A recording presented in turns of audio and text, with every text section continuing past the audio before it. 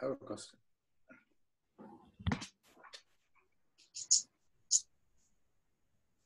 Okay, unmute yourself, Mahesh.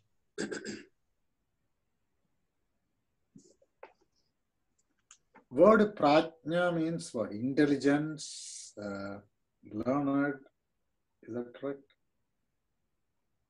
Is that the sense it is used here? Yeah, so here's the question. So what is the meaning of prajna? Does it mean intelligence, that is have anything to do with intelligence, etc.? So prajna, your question is prajna. Okay, so prajna refers to pandita, a receptacle of knowledge or knowledge itself, sophisticated knowledge. So it can be it can refer to many things. Prajna. So here it is prajna. Prajna. So sounds similar, but different meanings, opposite meanings almost. So just want to keep that in mind. Prajna. I remember in Houston we did a program, I think when Swami Tattvabodha ji came long ago. So we called that program as Prajna, I think, if I remember right. Some of you may remember. So, a good question.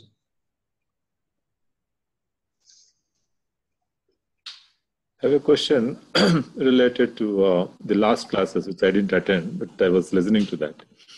So, the avidya anadi, related to that. So, if I learn English, okay, so my question there was, since when I did not know English? Now, is the avidya is only related to the self, that knowledge about avidya, what we are talking about, the self. Otherwise, I would be knowing English by this time probably, when it's not that I have to learn now, or any other language, or anything which I'm learning in this life, for example. Correct. Good question.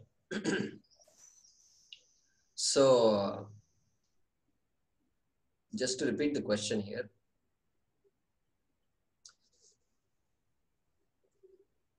Anadi avidya. So, karana shariram was the context. And what about the ignorance of so many things in this world, including languages like English? And I did not know English. After some time, I gradually picked up English, and then I know some English now. So many things, the entire language I did not know before. Correct. So that you can apply, any ignorance is anadi. Any ignorance, including Atma Vidya. Every ignorance has to be anadi, because otherwise the opposite of that is jnanam. And nobody comes into this world saying, I know everything, or I know this particular thing completely. Now, child prodigies are there, and they seem to come into this world, and by the time they are 3 or 4 years, they are reading the entire encyclopedia, or at least they are able to understand everything. And here is a child that knows all the ragas of Hindustani and Carnatic music by the time she is 5 years old. Where is this happening from? So there is some samskara, but even there, okay, in this life, it's all coming. But in the past life, we will say some samskara was there, and that samskara is being carried over. But still, there is always a jnanam of that to begin with. And so that's a good observation, Prasad.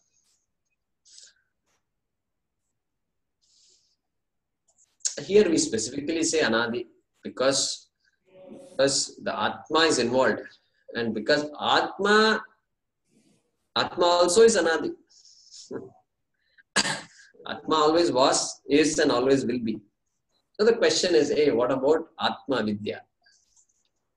etc. Those questions will arise. And so specifically it is mentioned, Anadi Avidya. Jaykumar ji, this upadhi is a misunderstanding or misinterpretation? So ask your question differently, Rukmini ji. See, this upadhi is I mistook or I take my body when I'm saying I am hungry, I am sick. Actually, Shastra Vachaka is different. It doesn't involve Atma. Only your body, mind, sense complex. When you are identifying your body, you say you are sick. Correct. So this, when we say this upadhi is I mistook the body, mind, sense complex to be to the Atma. So when I say I am sick, this upadhi occurs as a misinterpretation or ignorance, avidya. Is it the same like avidya? So your question, I think, is, does the word upadhi mean a mistake on something? Yes. Is that your question? Yeah. Okay. So let's go back to the example of the crystal and the hibiscus flower, or the crystal and the cloth underneath it. We said the cloth is the upadhi for the crystal, for the red color of the crystal, for the crystal to appear red. Okay. Now, there are two possibilities now. Either I know that the crystal is not red in color, or I don't know that the crystal is not red in color. In other words, I think the crystal is red in color, or I know the crystal is colorless. These are the two possibilities of my knowledge about the crystal, correct? Okay. Now, upadhi is there, the flower is there, crystal is there, and red appearance is there. Now, that is over. That continues to be there. Now I say, no, it's just an appearance. The crystal is colorless. And I'm so clear that, and everybody else around me also is clear about it. So there is no longer any ajnanam about the color of the crystal. Okay? That is with respect to my knowledge alone. But we still use the word upadhi for that flower. The upadhi continues to be there. The crystal continues to be there. The appearance of red color continues to be there. The appearance of red color continues to be there. Okay. You all cannot see me properly now, I think, but at least if you can hear me, that's great. Okay. No, we can see. So now you know why I put a cloth behind. Another reason, two reasons. Because when the daylight breaks, this is what happens. Okay. So the upadhi continues to be there. Think about it. So when your question is upadhi, does the word upadhi mean ajnanam? Yes. Okay, that is your question. Does the word upadhi mean ajnanam? Ajnanam. So in this context, the word upadhi doesn't mean ajnanam, because even though I am a jnani when it comes to this color of the crystal, upadhi continues to be there or not? The crystal appears red or not? You know the crystal is not red, but the crystal's appearance, does it change or not? Because of the flower. What changes? You say you know that the crystal is colorless. Does anything outside change? Nothing changes. The flower remains, the crystal remains. The colorless crystal continues to remain colorless crystal. It is not tainted by the red color at all. And the appearance of the crystal being red also remains. Correct? Also remains. Therefore, we say the upadhi is there. But the mistake is not committed. That is what we say. You think about it. Because we know hibiscus is red, crystal is colorless. Okay? You know, when we keep it together and the crystal appears to be red. So that also we know. The crystal appears to be red because of the hibiscus flower. Red color or red cover. Okay? So when it occurs as red, when the red cover is there, that time only the upadhi is there. Correct. Correct. Now you're asking a different question. So now your question is, when that flower is there, only the crystal is red. Yeah. Correct. If you take away the flower, what happens? Take away the flower, put it on your head. Then what happens to the crystal? Crystal, it becomes its original colorless. Original, okay. So original, it goes back to the original color. Yeah. Okay. Fine. So there is now, in your new example, there is no longer an upadhi which can give the red color to the crystal. Okay. Okay. No longer upadhi is gone. Correct. Upadhi is gone. And now the appearance is different. But your knowledge continues to remain the same. The crystal is colorless. Yes. Yes, now that upadhi is not there. Okay. But the upadhi comes back. Now you put another yellow flower there. Sembarati. Sembarati, I think, is chrysanthemum, no? Sembarati is this hibiscus only. Oh, okay. Sembarati. Chrysanthemum? Chrysanthemum is the other flower. The Suryagandhi Mari Dwar. Suryagandhi. It's a yellow color, na? Yellow color. Yeah, yellow color. Okay. So now I put the Sembarati, the chrysanthemum there, and now the color of the crystal appearance is different. So it has gained a different upadhi. We say as though we say, the crystal has gained a different upadhi. Okay. Has gained a different upadhi. Crystal hasn't gained anything, really speaking. Crystal remains crystal. Yeah. It is stable, it always is there, nothing happened to it. But the upadhi has changed. Upadhi has changed. Like, I'm wearing a different dress today, yesterday was a different dress. Upadhi is changed, I continue to remain same, I appear different. So the appearance,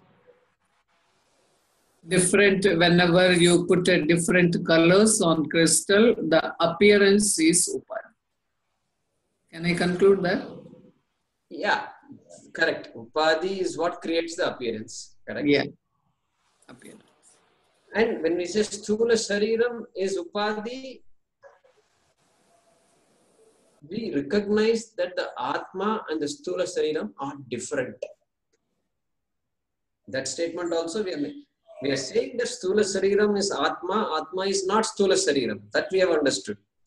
Wave is water, water cannot be wave. Water is unaffected by wave. All this we have seen. So the wave is an upadhi for water. The word we use for the form and shape and of the water, which we call wave, That term we use for that wave is called upadhi. Also, because it is that apparent waveness that seems to take away the real nature of water, as it were. Water's real nature cannot be taken away by anybody anymore. But if I'm confused, somebody said, I want to see water. And I told you this example before, I think. So, this fellow who is in UP, and he has never seen ocean. Sagar nahi dekha, mujhko sagar dekhna hai. So, the son-in-law, new son-in-law is from Chennai. And so, hey, Chennai mein, अरे वहाँ पर तो वहाँ दक्षिण भारत में सागर है ना, मुझे लेके जाओ. Please take me there. I want to see it. अच्छा, जाएंगे. So this man takes the father-in-law to the Chennai, and he drops him off at the Marina Beach. And okay, enjoy. And he goes away. I'll pick you up in the evening. And evening he comes. And the father-in-law is furious. Father-in-law is furious. क्या किया तुमने? Yeah, what happened? What happened? क्या मैंने बोला कि हमको सागर देखना है? या सागर देखना है, यहीं पर ये सागर है? नहीं, ये तो पानी है. Now, how do you deal with this fellow? What kind of dialogue can happen now? Correct? So, the pani hai, good. So this fellow recognized Satyam, but the Mithya is Sagar. Yeah, what do you see is Sagar, no doubt. So like that, wave is Upadhi, Sagar is Upadhi. And slightly different example, flower is Upadhi for the color of the crystal. Because the flower and crystal, they are separate objects. But Sagar and water are not separate objects. You can't separate the wave from the water. You can't separate the Sthula Shariram from Atma. So, slightly different examples, but we appreciate what Upadhi is. So, Upadhi always is there. The question is, do I make a mistake? Do I take the Upadhi to be Satyam or not? That is the question. That's the only difference. So, if you come across any place where the word Upadhi is taken to be identical to Ajnanam, then you let me know. I have not seen that. Upadhi is used as the word Upadhi, as a potential locus for a mistake. Go back to the definition of Upadhi. Locus for a mistake. It can be a locus for a mistake. It can be a place where you can commit a mistake. Kosha, we said that, we defined kosha like that. But Sthula Shariram is a kosha. Sthula Shariram is a place where I make a mistake. But Sthula Shariram is Upadhi. And I can make a mistake in that Upadhi, or I can correct my mistake. Both are possible. So the word Upadhi itself does not mean mistake. That is the summary, I think, of this discussion. Thank you. Yeah. One place, while defining Upadhi, it told experience is also a universal mistake. Experiencer is a universal mistake. But all along, we have been taught you are the experiencer of whatever is happening. You are different from this experiencer. You are the experiencer, but your nature is different. Atma. But is it a universal mistake? It is clubbed with I did this, this is my body, this is my finger, this is my beauty, like that. Is it a mistake, something else, some other word we have to use? So your phrase your question now again. Experiencer, is it a universal mistake? Yeah. So we go through experiences. We do things we experience things. I think into these two sentences, we can summarize our life.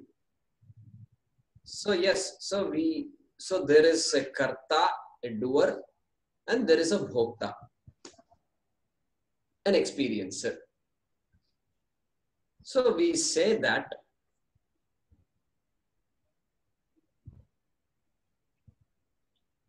the karta is I, like the wave is water.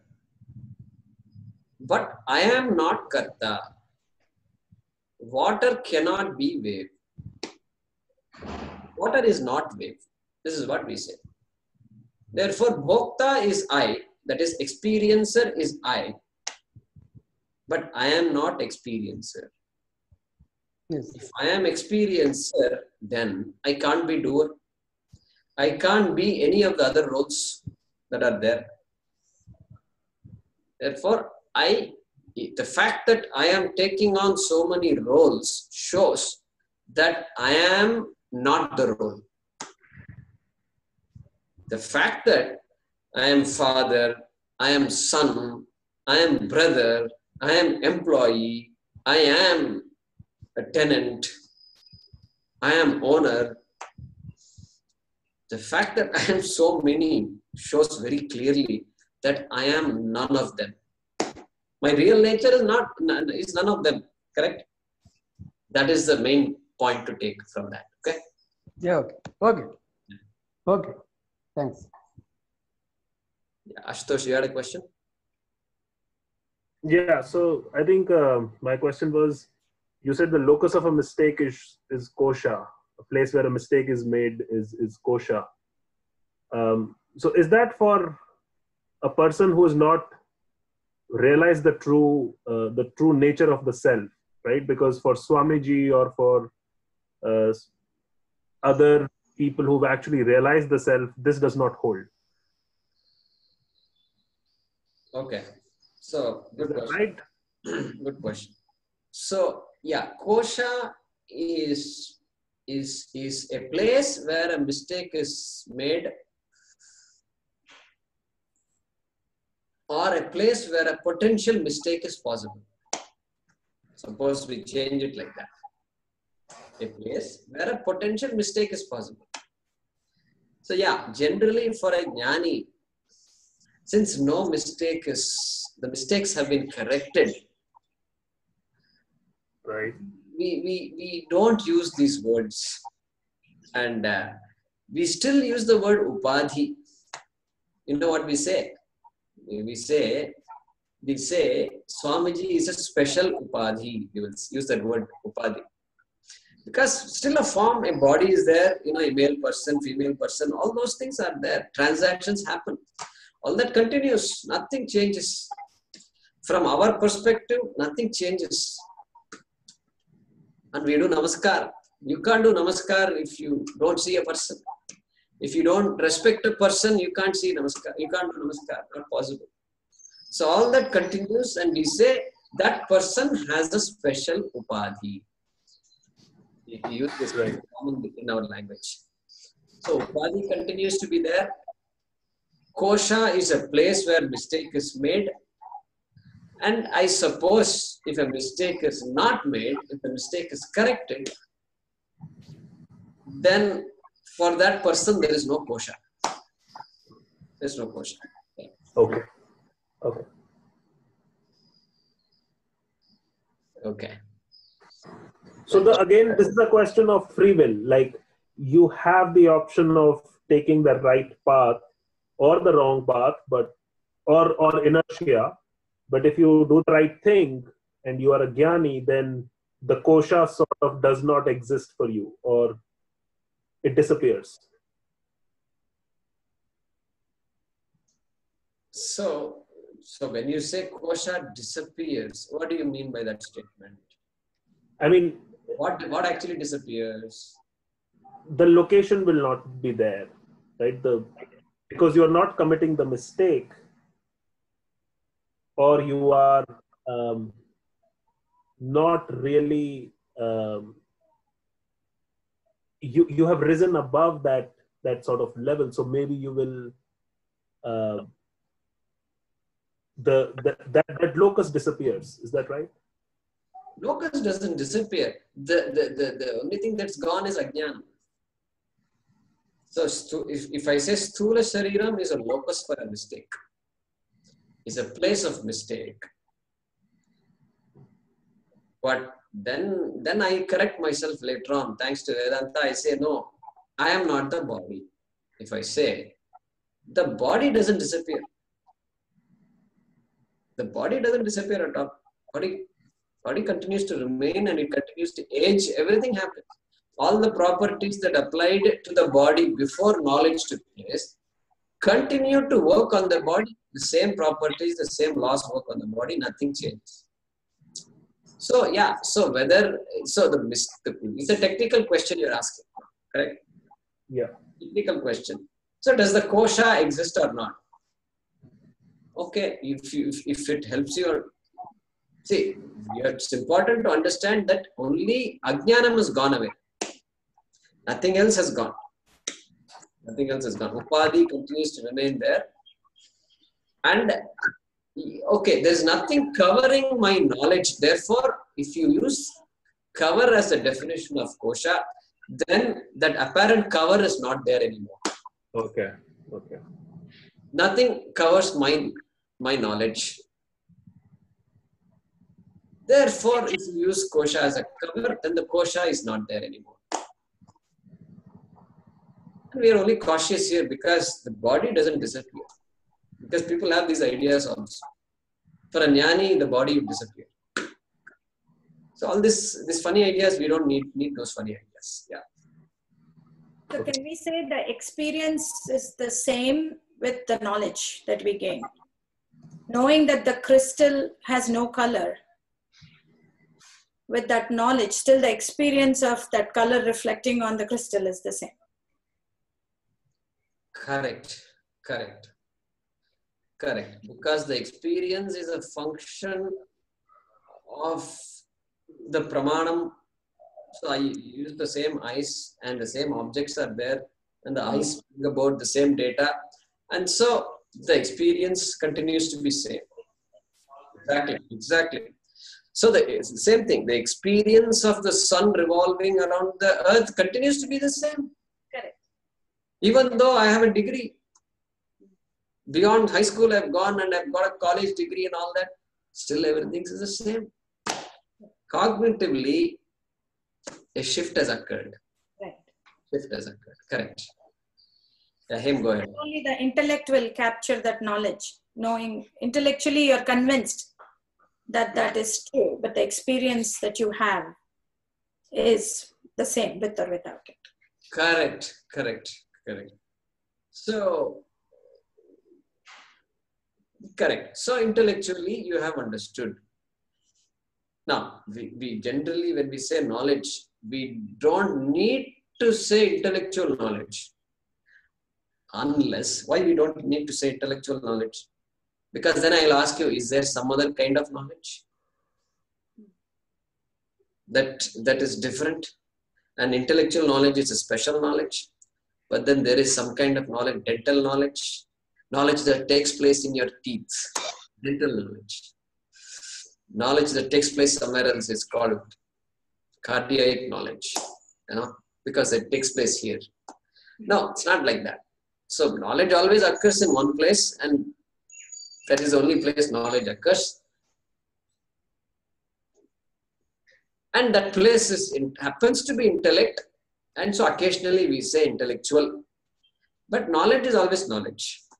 And so, yeah, sometimes we use the word intellectual knowledge just to emphasize or re-emphasize that we're talking about the intellect at that point. But yeah, but there is, just to be sure, we don't often use the word intellectual knowledge because knowledge is always intellectual. Instead of intellect, can you say the locus is changed there also? Locus of what? Of the previous vidya has become now vidya. So that's where the knowledge has happened. Of the mind, or because Mind is again a manifestation of intellect. Instead of saying intellect, I would say locus of the knowledge has changed, or the avidya has changed. So, yeah, both avidya and vidya are in my mind only. It's in the mind. I am ignorant or I am knowledgeable. So the mind either knows or mind doesn't know. These are the only two possibilities. Yeah. So, yeah, the locus of knowledge is the mind, no doubt. Locus of knowledge, where knowledge takes place, is the mind. Correct. Yeah. But the locus where of a mistake is different. That's different than the mind. So the place which is misunderstood is the kosha that we are talking about. Correct? Yeah. That which is misunderstood. Okay, good. Yeah, Hem, go ahead. You had a question. Yeah. My question was about free will. So, does free will really exist? Because if you look at it from the point of view of the ahankar, so if from the point of view of the ego, it appears as if free will exists. But really speaking, the mind, the body, all of it is just a process which is not really under my control. It's not that I am directing it or something, right? So why do we even say that free will really exists?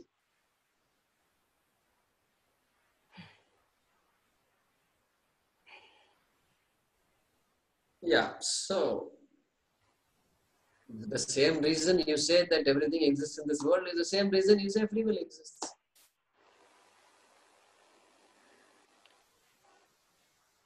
The same reason I'll ask you a question, does this phone exist or not? Acha, okay, like that. Just because it appears, so you can point to it, you say that it exists.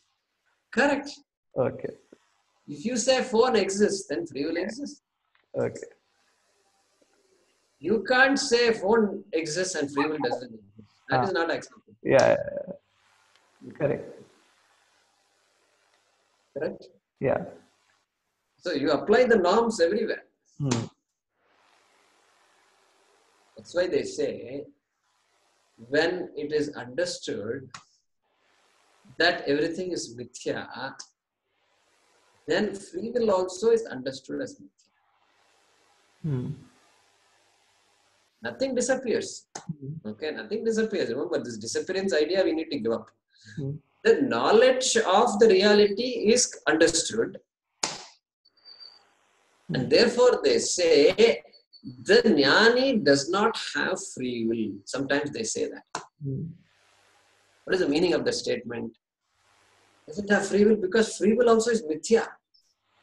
Like anything else in this world. And so then that free will is as though gone. As though gone. Because it no longer has a reality of its own. Correct? No longer has a reality of its own. Until now I was thinking I have free will, I will do this and this, that, etc. Later on also it is there. The ability to do an initiative and all is there. Sankalpa is there. But they will say Sankalpa Rahitaha. They will say, referring to a jnani, one who doesn't have a Sankalpa. Say that, very powerful statement. That tells what you just asked, which is, now that person has understood the free will also is mithya, and therefore what? Therefore the person stops doing things or what? Stops making decisions or what? No, decisions are made. I have to attend a class means I have to attend a class. I have to teach a class means I have to teach a class. Jnani also teaches a class. All decisions happen, everything happens. But things, that person is no longer under the spell of this ahankara. Saying that I did this and I did that, etc. That idea is not there. Things happen. Things happen. Very beautiful it is. It's really very beautiful. Because there is no esoteric stuff. We are not talking about esoteric stuff here. Remember that. Vedanta is not esoteric. It's all beautiful appreciation of realities. And so no levitation and all that. No, this levitation, if you want to levitate, you attend some other class. Don't come to my class. This is what I will tell people. I don't say levitation is not possible. Levitation is maybe possible. Everything is possible in this world these days. So many things are possible. If you want to learn levitation, you go. I don't know. I need to find out who might be a teacher and teach you to levitate. But I'll find out. If I know, I will give you a call. So beautiful. Yeah, that's a very good question, and it has a free will. So free will is as real as everything else in this world. Okay. The minute you begin to appreciate, free will starts losing its that apparent reality. Correct? Yeah, it does. Correct. Wonderful. Yeah. So it's 8:05 here, so we'll stop. And if you have any other questions, they will continue. So this time now, the time has changed for those of you. Yeah, you can pause the recording here.